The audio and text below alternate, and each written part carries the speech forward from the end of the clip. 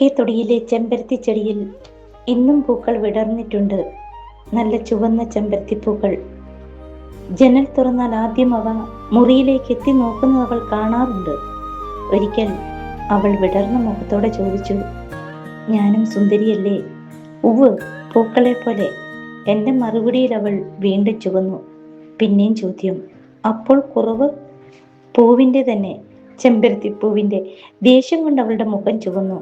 കളി പറഞ്ഞതെങ്കിലും അത് വെറുതെയാവില്ലെന്ന് ഞാൻ അറിഞ്ഞതേയില്ലല്ലോ. തെക്കേ തൊടിയിൽ അവളുടെ ഹൃദയത്തോട് ചേർന്നാണ് ആ ചെമ്പരത്തി പുഷ്പിച്ചു നിൽക്കുന്നത്, ചുവന്ന തൊടുത്തങ്ങനെ.